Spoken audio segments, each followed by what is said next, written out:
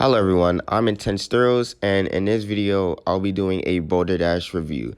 And I know y'all don't want to hear me rant about Boulder Dash nonstop for 7, 8, 9 minutes. So what I done was I actually broke down Boulder Dash in 4 categories, and I'll be rating each one. I broke it down into pacing, rewritability, airtime, and overall experience day and night. So for the last one, I'm actually going to combine the experience that I had with day and night rides and then give it an overall score. And as always, just, do the math, add them up, divide, and then give it an overall score. So I hope you guys are ready. And as always, let's jump straight into the video. So first, I'll be categorizing Boulder Dash on its pacing. And to be honest, I was extremely surprised because I thought Boulder Dash would probably slow down sometime in the ride. I was actually proven wrong. Every single 20-something rides I got on Boulder Dash, this thing did not lose its speed, momentum, and pacing throughout the whole entire layout. Once you go down that drop, Boulder Dash literally flies through the terrain nonstop. You're not slowing down at all. You're not losing momentum, and you're not losing speed. It's flying through the terrain. And, when you're off ride, it's pretty amazing and pretty, great to see Boulder Dash and hear Boulder Dash just fly past you through the terrain. It's actually pretty awesome. So, this thing was pretty shocking on its pacing. So for pacing, I'm giving it a 10. Next up, we'll be ranking Boulder Dash on its rewritability. And this was pretty shocking because I did not expect myself to be able to reride Boulder Dash 10 times in a row and not being able to stay on the train and not having to get off, because it was kind of dead at the park. So I just kept switching from front, middle, and back. And I did that for 10 rides straight. So I just marathoned it and I was like, whatever, But to be honest, I was pretty shocked because I thought I would tap out around 3-4 rides. I actually didn't until 10 rides. And the reason why I didn't do more is because there are some spots that are rough and it gets you every time. So I just didn't want to keep dealing with those spots anymore. So I kind of tapped out on 10 rides. But to be honest, 10 rides is pretty shocking for this ride. Honestly, because, it's rough, but it's not seriously rough. And if you want a smooth ride, definitely go in the front. And if you just want an intense ride, but have a little bit of have some roughness, definitely go to the back. But, I was pretty shocked, and it was pretty great to marathon Boulder Dash 10 times in a row without having to get off the train. And to be honest, for rewritability, I'm giving Boulder Dash a 9 because it was pretty shocking that I was able to do that 10 times without getting off the train and being able to tolerate those rough spots. So rewritability, we're giving it a 9. Next up, we'll be ranking Boulder Dash's airtime. And before we even start talking about it, I just wish so much I was able to put this higher, but from my the experiences, I can't. Now, first, Boulder Dash, some hills on this ride should give airtime, but it doesn't. And I was disappointed by that. I thought every hill was going to deliver, but it didn't deliver. But what made me happy is that the hills that did deliver, they were good. And, I'm still happy about that. Even though not every hill delivers, the hills that deliver really are good. So I'm happy about that.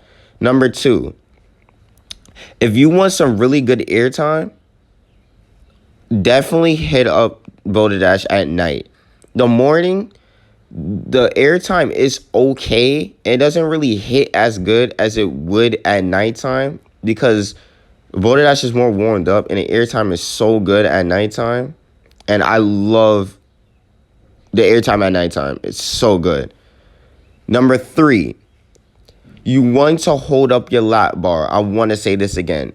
You want to hold up your lap bar.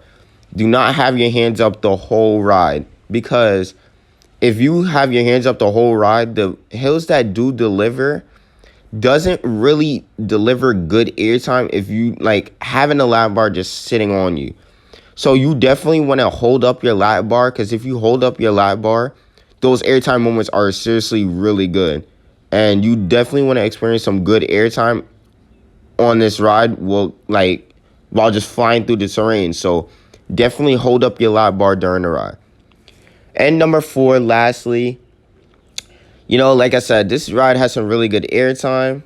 I just wish those hills deliver. If those hills deliver, this ride will have a much better ranking and rating, but it doesn't.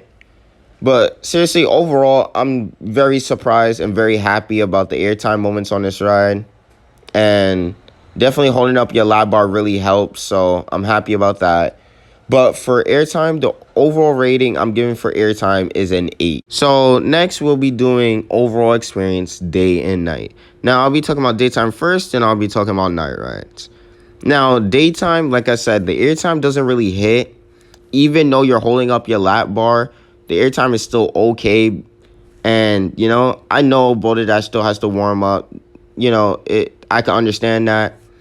But that's one flaw I have with this ride. The airtime is okay in the morning time, and it's just okay airtime moments.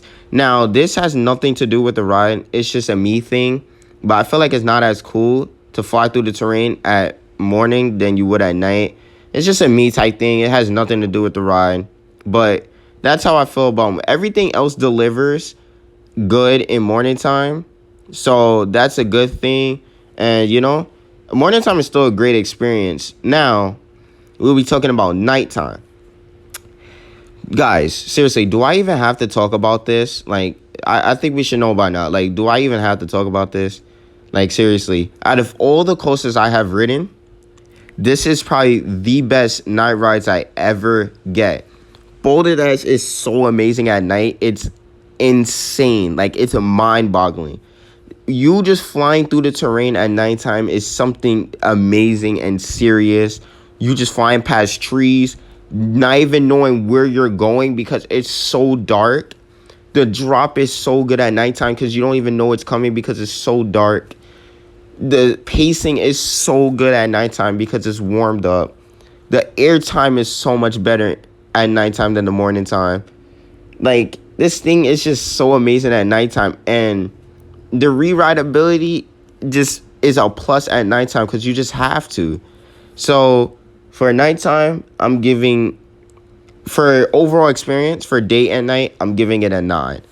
And for the overall rating of Boulder Dash, I will give it a 9. So if you guys didn't know, Boulder Dash was my first CCI. So, it's a great start to CCIs because Boulder Dash is amazing. It's a really good start, and the night rides just make this thing amazing and insanely good. So I'm happy about that and can't wait to ride some other CCIs. But, that's going to do it. Deeply from my heart, I want to thank you guys for 100 subs. It really is amazing. I thank you guys so much. Been putting, putting some hard work, putting out some videos. So I'm going to keep doing that for you guys. And I really appreciate the support. And, thank you guys. I'm going to keep pushing and pushing and pushing. And, as always, stay intense.